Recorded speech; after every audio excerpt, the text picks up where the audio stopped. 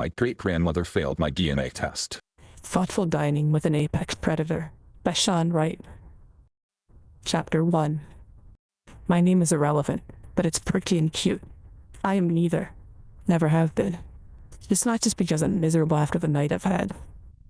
Emily is over there in the dark beneath the stairs. I've passed her body 4 times tonight. At least I think her name was Emily. Her name was foreign and I don't do well with exotic names, so I tagged her with Emily. I've stumbled around in the dark for the past 4 hours. My arms and legs are battered and bruised from countless collisions that a simple flashlight could have helped me avoid. Squeak. Dang wheel. I have one, but I'm terrified that the light will give me away before I can finish. I used it once earlier, and that's when I saw Emily. Fuck. Oof. Quieter next time. Maybe her name was Anne-Marie. Is that even a name? The floor is slicked periodically with coagulating blood. In my profession, you'd think I'd be used to it. But not this much at one time, and not when that blood should be in the bodies of my friends, whose names I also can't remember. Oh, I'm just bad with names. I don't want you to think that has anything to do with what happened tonight. That's the other reason I don't want to turn on a light. I don't want to see their lifeless faces either. Squeak. I have too much to do tonight to spend any of it getting weepy. This one squeaks more than the others. Clack. But I have to move them all. She knew that if they caught her, she would die. Horribly. Ouch. That couldn't be what I think it is. Not yet. What do I fear more? Death at their hands, or what may be growing inside of me? Flit, flick, flit. That's done. Now prop open the door and set a flare. Just one more after this. I can do it. I can't fall short. There's no partial credit for a plan this crazy. Of all the things that would help me now, a shower, a functioning satellite phone, a gun, I think I'd trade them all for an effective spermicide. Yeah, with all the horrifying things I've seen tonight, that was the thing I'm most worried about. Chapter 2. The ship has been on emergency lighting for the last hour, supplemented by moonlight and old lanterns until the lights come back. So you were wrongly convicted? The questioner was blonde and one of the lesser breeds of white. European, likely French. Let's call her Frenchie. No, came the reply from the American. Her skin is light brown, and although she is half Caucasian, she is never to be referred to as dark light. The convention is always to highlight the non-whiteness, so she is half black. Nah, I am confused. You said you spent 4 years in jail for a crime you didn't commit, but you said you weren't found guilty of that crime? Asked Frenchie. That's true, said the American. Then how does an unconvicted person end up in jail? Said Frenchie. A man named Archibald Jameson Fitzgerald III committed a crime and he paid me to serve his sentence, said the American. How did they mistake you for a man? Asked Frenchie. The justice officials knew full well I wasn't Fitzgerald, and they didn't care, said the American. So you served a prison sentence for someone else's crime? Asked Frenchie. I was legally known as an incarceration surrogate, said the American. You let that sink in and I'll watch some TV, said the American. The shark's main food source, seals, have become scarce in this region due to climate change. They still follow their same migratory patterns, although, said the TV. But why would you do that? Why would a young, intelligent woman throw away years of her life with someone else's crime? Asked Frenchie. It was a great opportunity, said the American. Opportunity? You Americans are crazy, said Frenchie. We Americans are capitalists. A rich man offered me money to do his time. I wanted money, so I took it. The transaction was beneficial for both of us, said the American. What crime did he commit? Asked Frenchie. He sold harmful drugs to people and several of them died, said the American. How did the drug dealer get enough money to pay someone else to serve their prison sentence? Asked Frenchie. I apologize. I didn't give you enough information. The drugs were street drugs sold by poor minorities.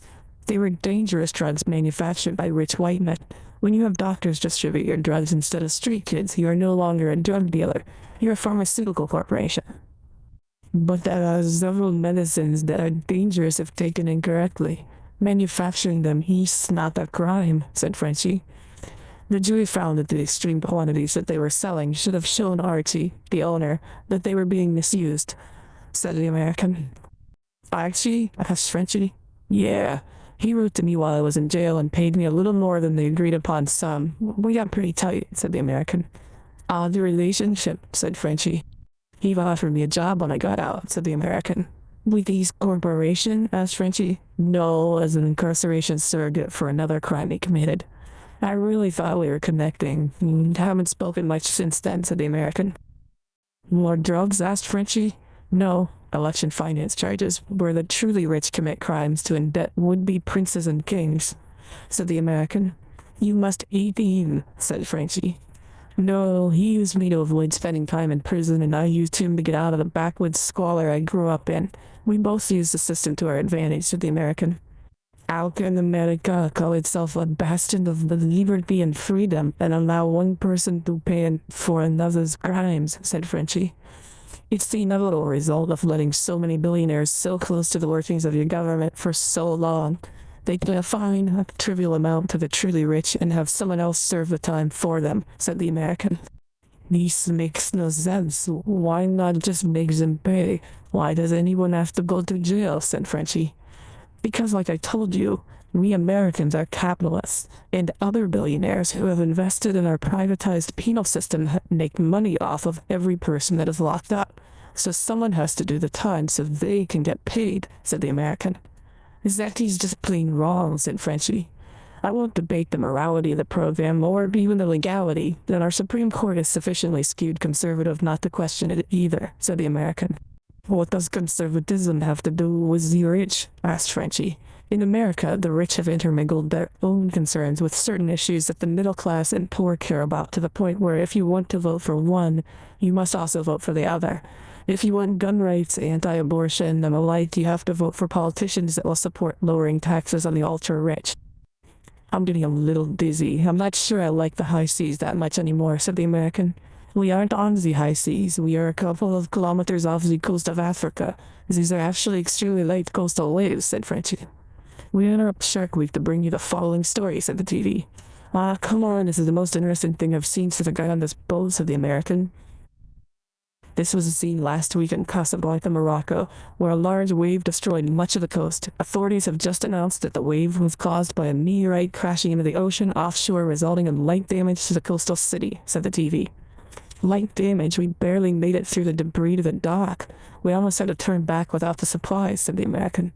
Our mission would have ended before it began, and you would have never even met me, said Frenchie.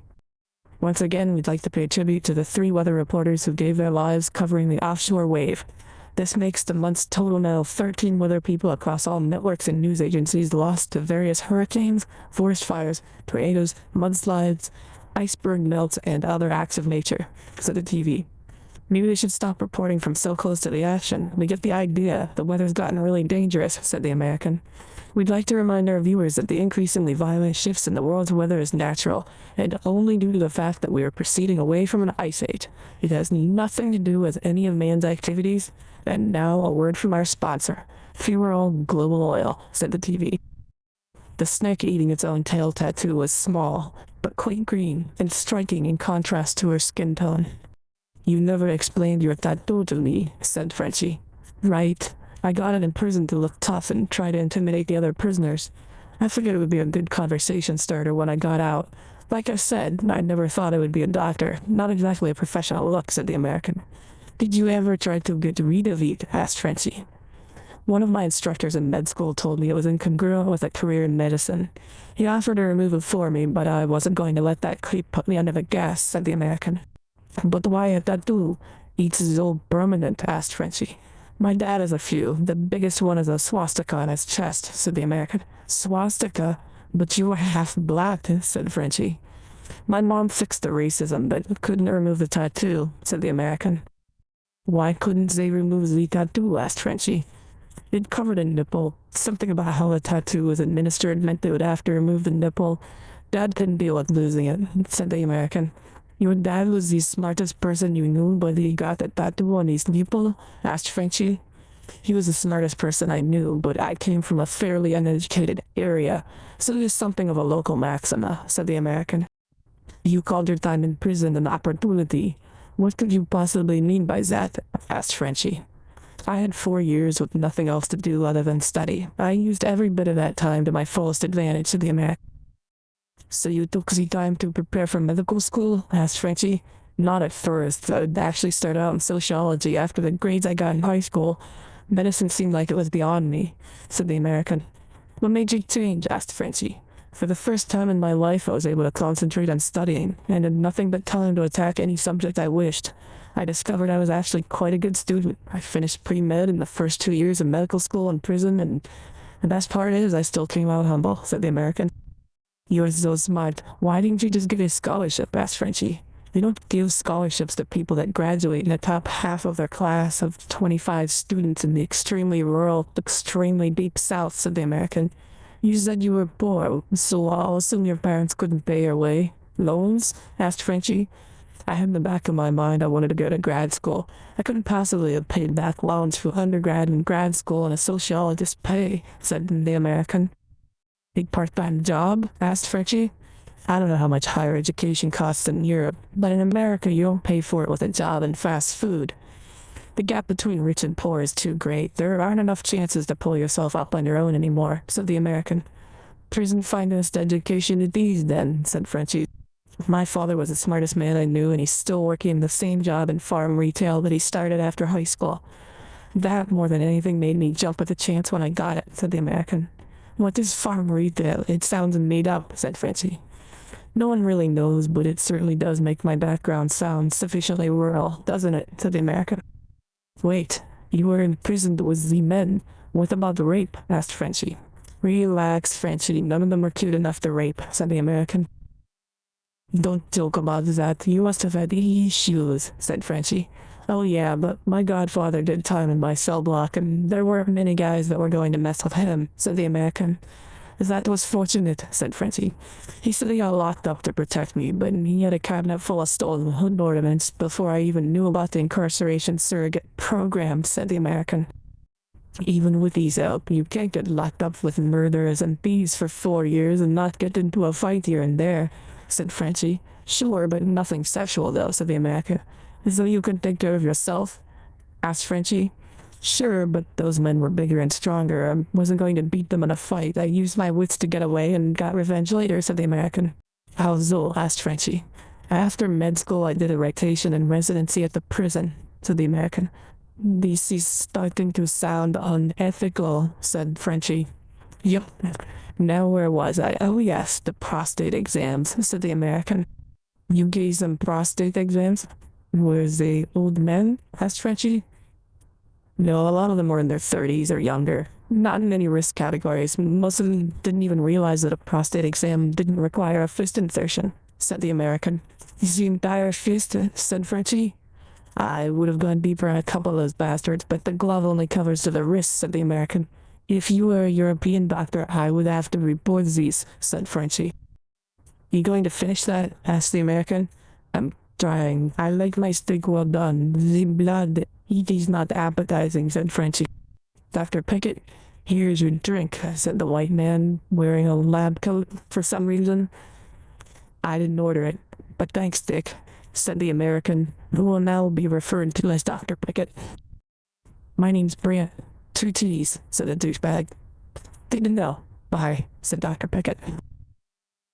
Anyways, I've got those drinks you requested coming right up, said the douche. Why did you use that? He was cute, said Frenchie. He's not here for the right reason. He's a resume patter. Good family, rich, handsome, political ambitions, said the American. We have the handsome. You don't like handsome? Asked Frenchie. He's not my type, said Dr. Pickett. If not handsome and rich, what type could that possibly be? Asked Frenchie. I have an extreme family weakness for the exotic. You give me the most unusual-looking dude who is still considered ruggedly handsome, I may attack him. Job or not, education or not, there's literally no rhyme or reason to my desires, said Dr. Pickett. These men. Body of type, said Frenchie. Yep, said Dr. Pickett. They are very rough-looking. Are they part of the ship's crew? Asked Frenchie. I think we would have seen them by now if they were. We were supposed to have picked up new doctors when we stopped in Casablanca. Could these be the Moroccans? Asked Dr. Pickett. They don't look like any Moroccans I have seen, said Frenchie. I guess they're sitting, said the American. I guess so, said Frenchie. I'll die fly ja, said the bearded newcomer. Blower blower our farg, said the mustachioed newcomer. Hello, said Dr. Pickett. Beep. Hello, said the mustache. How are you? Asked Dr. Pickett. I am fine, said the mustache. Tagusta, said the beard. Fugufahambas, said the mustache. Hello, said Frenchie, not immediately offended, but she should be prepared to be. Hello is not an English word, nor is it a word in any other language or dialect on this planet, said Mustache. I have something of an accent, said Frenchie. Have and something are not words either. You do not appear to be an infant or mentally deficient. Why are you speaking this way? Asked the mustache. It is just an accent, said Frenchie. That earpiece appears to be some sort of translator, said Frenchie. Yeah, seems like it. I've never seen anything like it in America, said Dr. Pickett. We don't have them in the Netherlands either, said Frenchie. Pickett made a mental note that Frenchie wasn't really French, but Dutch wasn't so far off that she felt the need to update her mental nickname. My friend's translator is broken. I'm sorry, you'll have to talk only with me, said Mustache. Not a problem, said Dr. Pickett. Yes, I'm here too, said Frenchie. Frenchie made a mental note that Dr. Pickett had taken her pick of the newcomers. So you are sailors? Asked Frenchie. We are not sailors, said Stash. Then you must be the new doctors from Morocco, asked Dr. Pickett. Sure, said Stash. Why do you have a picture of a boof on your face? Asked Stash. What is a boof? Asked Dr. Pickett. What boof means to the newcomers is lost on the two young doctors, like senators in a Supreme Court confirmation hearing, although in this case it means something else. Call down my boof, ha ha, said Stash. I got boof and Dali, said the beard. I think your tattoo is a boof.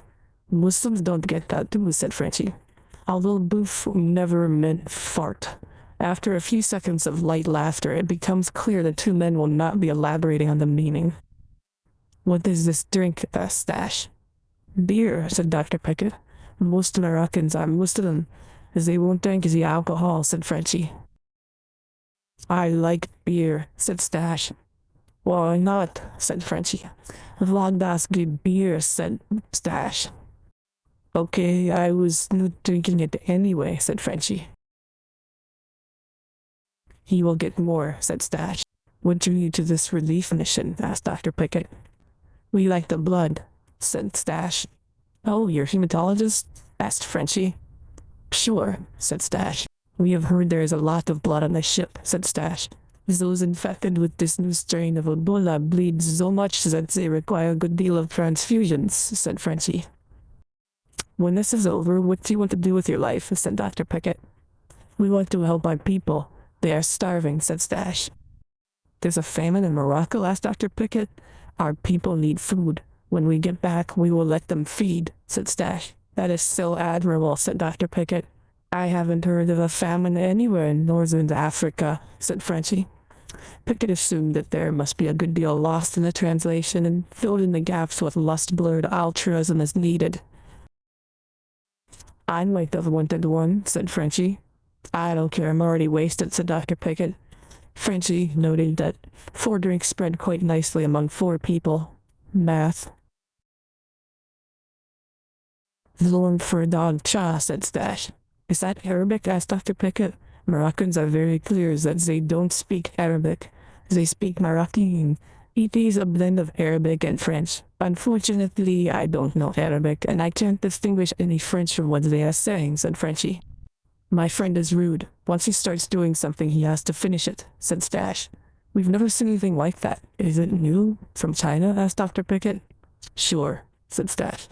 Everything comes from there now, said French. Please excuse me. I like beer, but it seems to go through me very quickly. I need to drain my squee, said Stash. What? Asked Frenchie. No. As you say, I will urinate, said Stash. You're following me, ma? You aren't serious. You've had too much to drink. You aren't thinking straight, said Frenchie.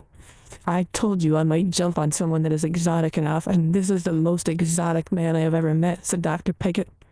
These are going to work. Moroccans are Muslim, as they don't generally do these sort of things, said Frenchie. You said they don't drink either, and you saw how that turned out, said Dr. Pickett. If we're gonna eat chada, asked Beard. You want to eat? Asked Frenchie. Go ahead, it is too bloody to eat, said Frenchie. Okay, said Frenchie.